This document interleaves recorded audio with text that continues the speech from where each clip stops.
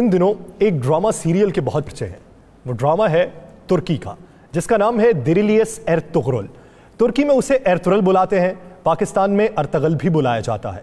یہ سلطنت عثمانیہ کی بنیاد رکھنے سے پہلے کے واقعات ہیں کہ کس طرح سازشوں کو روندا گیا, کس طرح بغاوتوں کو کچلا گیا, کس کس سے مقابلے ہوئے, منگولوں کو کہاں پر شکست دی, اور سلطنت عثمانیہ کی بنیاد سے پہلے مسلمانوں نے کتنے پیچ و خم دیکھے ہیں. یہ ساری کہانی اس ڈرامے میں ہے.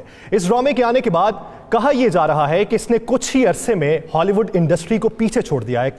ہالی ووڈ انڈسٹری میں بننے والی اب تک ڈرامہ سیریلز ایسے ہیں جس میں لغویات بھی سامنے آتی رہی, جس میں جسموں کی نمائش بھی ہوتی رہی, اور اس کا ایک عنصر یہ بھی سامنے آیا کہ اس سے ریٹنگ میں اضافہ ہوتا ہے. تو سوچئے کہ ایک ایسا ڈرامہ سیریل جس میں نہ تو لغویات ہیں نہ جسموں کی نمائش کی گئی ہے, اس کے باوجود بھی اس کی اتنی ریٹنگ ہے, اور دنیا کے 50 سے زائد ممالک میں اس وقت وہ ٹاپ 10 کے اندر کنسیڈر کیا جا رہا ہے. اس کی وجوہات کیا ہیں؟ کیا اس سے اسلاموفوبیا کا خاتمہ ہو سکے گا؟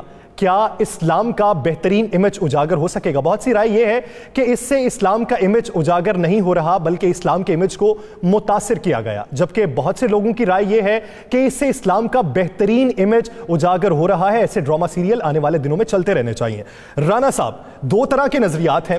ایک نظریہ ان کا ہے جنہوں نے ڈرامہ دیکھا ہے, ایک نظریہ ان کا ہے جنہوں نے صرف سنا ہے. دونوں کے نظریات میں کس کا نظریہ بہتر ہے, اور یہ ڈرامہ سیریل اسلاموفوبیا کے خاتمے کے لیے کس حد تک مفید ہے؟ بسم اللہ الرحمن الرحیم. دیکھیں, یہ ایک وہ ڈرامہ ہے جو میں سمجھتا ہوں کہ ہماری آنے والی نسلوں کو بھی دیکھنا چاہیے, ہماری نوجوان نسل کو بھی دیکھنا چاہیے. پاکستان کے اندر یاسر اربوں ڈالر صرف پاکستانی قوم کی نسل کو بگاڑنے کے لیے بیرونی کوفتے خرچ کر رہی تھی. ہماری نوجوان نسل کو گمراہ کرنے کے لیے یہاں پہ این جی اوز کے ذریعے, یہاں پر مختلف ڈرامہ سیریز کے ذریعے, یہاں پر مختلف پروگراموں کے ذریعے, مختلف ورک شاپس کے ذریعے ہماری نوجوان نسل کو گمراہ کرنے کی کوشش کی جا رہی تھی. آپ دیکھیں, یہ ایک ایسا ڈرامہ ہے جس میں بتا دیا گیا ہے کہ اسلام سے بڑھ کر طاقت کوئی نہیں, جس میں بتا دیا گیا ہے کہ ہمارے لیے رسول پاک صلی اللہ علیہ وآلہ وسلم کی ہستی سب سے بڑی ہے.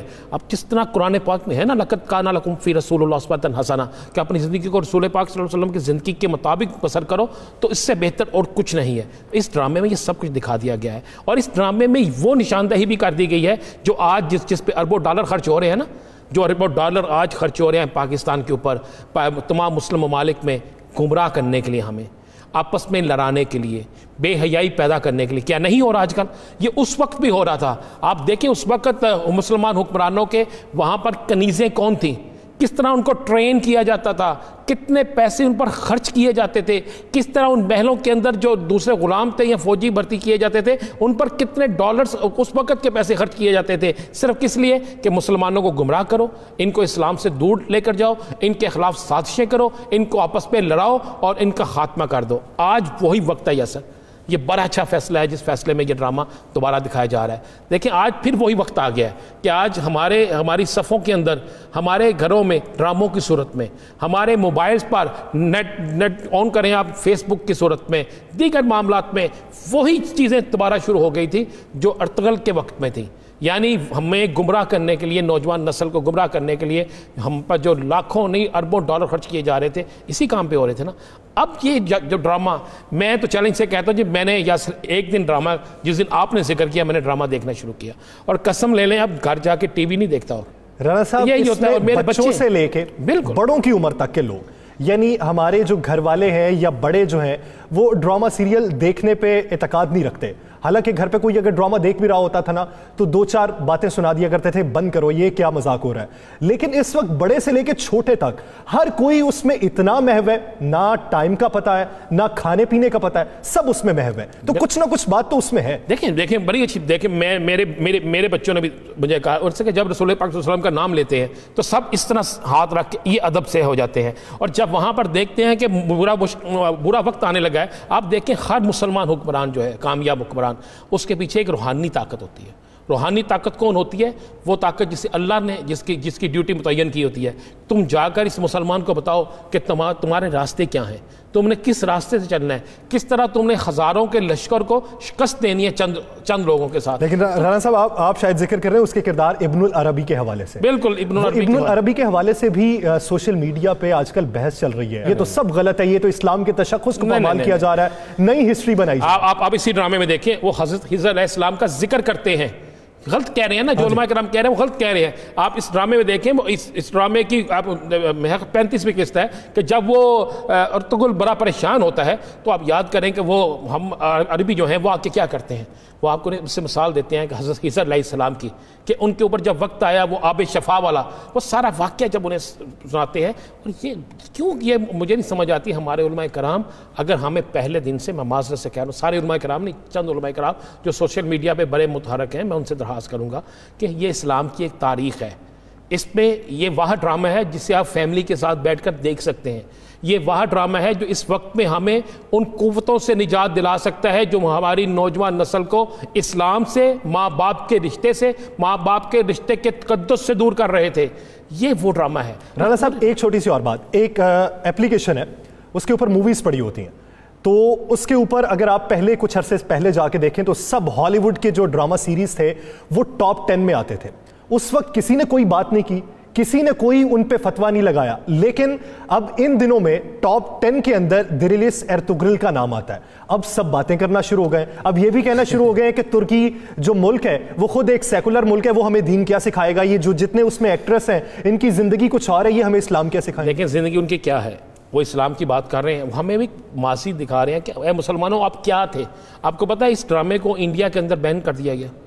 انڈیا کے اندر اگر کسی کا موبائل پکڑے اور اس کے موبائل پہ اس ڈرامے کی کوئی پکچر بھی ہو تو اس کو سزا دی جاتی ہے.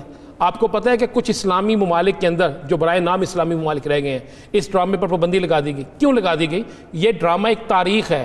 اس ڈرامے میں بتایا گیا ہے کہ یہودی ہمارے ساتھ کیا کرتے رہے. اس ڈرامے میں بتایا گیا ہے کہ جو آج کی عالمی قوتیں بنی ہوئی ہیں وہ عالمی قوتیں بننے کے لیے انہوں نے کون کون سے گنونے کھیل کھیلے تھے. اس ڈرامے میں بتایا گیا ہے کہ مسلمانوں کی تقسیم کس طرح کی گئی. اس ڈرامے میں بتایا گیا ہے کہ اگر مسلمان سچا مسلمان ہے اور رسول پاک صلی اللہ علیہ وآلہ وسلم کی تعلیمات پر عمل کرتا ہے تو اس کے آگے دنیا کی کوئی طاقت نہیں کھڑی ہو سکتی. اس میں بتایا گیا ہے کہ شہیدوں کو سلوٹ کس طرح کرنا ہے. اس میں بتایا گیا ہے کہ والدین کا ادب کیا ہے. اس میں بتایا گیا ہے کہ حالت جنگ میں ہو, جو بھی ہو, جب نماز کا وقت ہے تو نماز ادا کرو. یہ چیزیں ہیں نا, یہ جو آپ تنقیدیں ہو رہی ہیں نا, آپ کہہ رہے ہیں یوٹیوب پہ ڈرامہ اس پہ رکھا, اس پہ ہو گیا. بھائی لاکھوں اربوں ڈالر جو ہے نا, اربوں ڈالر وہ ضائع ہو گئے ہیں کیونکہ اب لوگ دیکھنا شروع ہو گئے ہیں. ہمیں جب اپنی تاریخ کا پتہ لگنا شروع ہو جائے گا, جب ہمارے بچوں کو یہ علم ہوگا کہ ایک مسلمان کیا طاقت تھی, مسلمان کس طرح آگے بڑھے, کس طرح سلطنتیں مسلمانوں نے پوری دنیا میں راج کیا. آپ مجھے بتائیں, یہی خاندان تھا نا, یہی قبیلہ نکلا جس نے جا کے مسجد نبوی کی تعمیر کی. آپ یہی قبیلہ نکلا جس نے جا کر آگے سلطنت عثمانیہ جب آئی تو حرم پاک کی تعمیر ہوئی. یہی نکلا جا کے کون کون سی ہماری مقدس عبادت گاہیں ہیں جن کی تعمیر انہوں نے نہیں کی. معاملہ یہ نہیں کہ ترک کون تھا یا کون تھا, ہم یہ تو ایک تاریخ دکھائی جا رہی ہے کہ مسلمانوں اٹھو.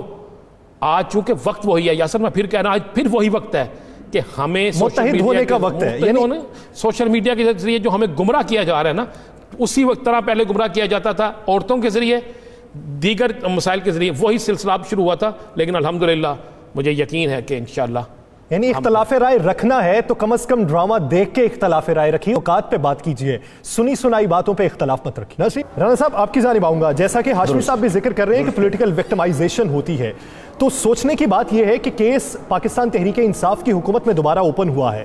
کس کے خلاف؟ چادری پرویز الہی کے خلاف.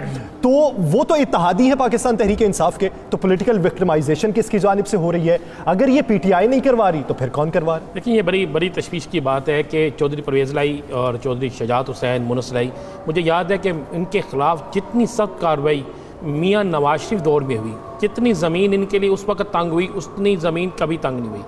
مونس الہی کو گرفتار کر لیا گیا. ان کے کون سے کاروبار ہیں جو بند کرنے کی کوشش نہیں کی گئی؟ اگر اس وقت ان کے خلاف کوئی چیز نہیں نکل سکی, اگر اس وقت چودھری پرویز الہی, شجاعت حسین, مونس الہی سب بالکل کلیئر ہو گئے تھے, تو مجھے سمجھ نہیں آتی کہ اس وقت میں جب یہ اتحادی ہیں, اور اتحادی بھی ایسے کہ اگر یہ سائیڈ پہ ہو جائیں تو حکومت جو ہے وہ بالکل ختم ہو جاتی ہے. اس وقت میں نہیں سمجھتا کہ تحریک انصاف کچھ کروا رہی ہے. لیکن یہ ضرور ہے کہ ایک 19 سال پرانا کیس کھلنا نہیں رانا صاحب اگر تحریک انصاف نے کچھ کروا رہی تو پھر کروا کون رہا؟ یہی تو دیکھیں یہ تو یہی بات جو ہے وزیر اعظم پاکستان کو سوچنی ہوگی، یہ تحریک انصاف کے کچھ لوگوں کو سوچنی ہوگی کہ اگر 19 سال پرانا کیس کھل رہا ہے، وہ کیس جس میں کوئی چیز نہیں ہے، تو 19 سال پرانا کیس بھی صرف ان کا ہی کھل رہا ہے، کسی اور کا نہیں. تو ایسی کون سی وجوہات ہیں، پیچھے کون ہے؟ کیا اداروں کے اندر کوئی ایسے لوگ موجود ہیں جو حکومت کے خلاف سازش کر رہے ہیں اور اتحادیوں کو آپس میں لڑانا چاہتے ہیں؟ یہ ایک چیز ہے جی. آغا صاحب کیا